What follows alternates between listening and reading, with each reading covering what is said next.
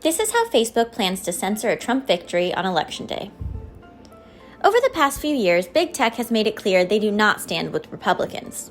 From shadow bans to outright bans to blatant censorship, both Facebook and Twitter have played a huge role in silencing conservative messages and promoting the liberal agenda. And apparently they're not stopping anytime soon, not even for Election Day. If Trump declares victory on November 3rd, they're blocking the message. At least that is what Facebook has admitted already.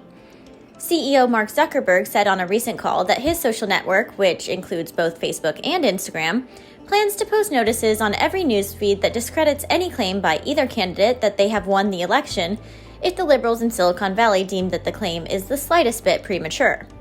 Zuckerberg stated, "If any candidate or campaign tries to declare victory before the final results are called, we will put a notification to the top of people's Facebook and Instagram feed, letting them know the results aren't final yet, and will put an informational label on the candidate's post." While the statement suggests the action will be equally applied to both candidates, history proves social media giants are more likely to label posts by conservatives as problematic, and this will likely be the case on Election Day. Neither candidate has responded directly to Zuckerberg yet, but conservatives on Twitter, Facebook, and Instagram are fired up to make sure a Trump victory, should it happen, will not be censored by the liberal elites in tech. 4 hot, weird takes from Election Day 2020. It's safe to say both sides of the aisle were more extra than ever before, and the hot takes were flying from early morning till way after the polls closed. Here are a few of our favorites. Failed Democrat presidential candidate Pete Buttigieg tweeted hopefully, "Imagine how it will feel the first time the sun comes up and Donald Trump is no longer the president of the United States. Even when he could be waking up for 4 more years? Such faith, Pete." 2. A Yale professor attempted to inspire Election Day voters with a good comparison, Trump to Hitler. And get this, it was more favorable to Hitler. She said Donald Trump is not an Adolf Hitler. At least Hitler improved the daily lives of his followers, had discipline, and required more of himself to gain the respect of his followers. Even with the same pathology, there are varying degrees of competence. Wow. 3.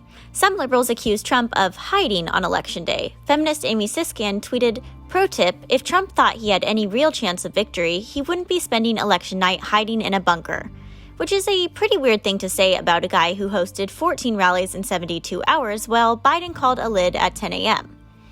4. Perhaps the most real take from any of the liberals came from Sally Kohn of USA Today. She tweeted, "4 years ago, I used my dog Xanax the night of the election. Now, I have my own.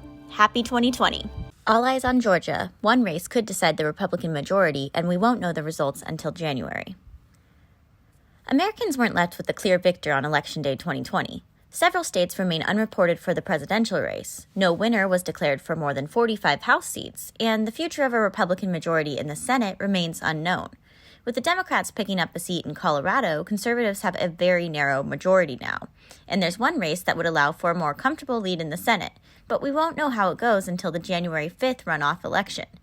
In Georgia, Republican Kelly Loeffler is facing radical Democrat Raphael Warnock, and it's bound to be a brutal race that drags Election Day 2020 right into 2021.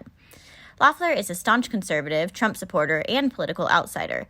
She worked alongside President Trump in Washington to hold China accountable for the coronavirus crisis, passed the historic USMCA trade bill, and battled the impeachment witch hunt. Now, she's taking on cancel culture and fighting the woke mob to protect Georgia. Warnock, he's a progressive elitist who wants to abolish the police and defund our law enforcement. He's part of the very same mob Loeffler is trying to defeat. Though Georgia is thought to be a relatively conservative state, narrowing margins in 2018 and on Election Day 2020 mean this could be closer than anyone would ever expect. All eyes are on Georgia to see how this one goes. President Trump takes a swipe at fake news while vote totals are still pending. Tensions were high on Election Day, Tuesday, November 3rd. Now, days later, they're even higher, and the results are still pending. Several media outlets have come under fire for their less than fair reporting of the electoral counts, but President Trump is taking aim at one particular network, Fox News. In a statement released by the Trump campaign, the camp criticizes the network's call for Biden in Arizona, blaming Biden donating Democrats at the decision desk for the early call. The statement reads, Arnon Mishkin, the director of Fox News' election decision desk, prematurely called Arizona for Joe Biden before hundreds of thousands of ballots had been counted. Even left-leaning election analysts like Nate Silver have criticized the decision, but Michigan is standing by his terrible decision and refusing to retract his unjustified call. It continues, why would Michigan put his finger on the scale for Joe Biden before so many votes are counted? Michigan is a registered Democrat who voted for Hillary Clinton in 2016, worked as a Democrat political consultant, and has a long record of donating to Democrats, including the 2008 Obama-Biden campaign. The real results from Arizona are to be determined at the moment, though Fox News does continue to count their 11 electoral votes for Joe Biden, putting him just 6 away from the lucky number 270. The Trump campaign has filed several suits to defend voters and protect election integrity after the campaign was denied equal access to ballot counting processes. The election is far from over.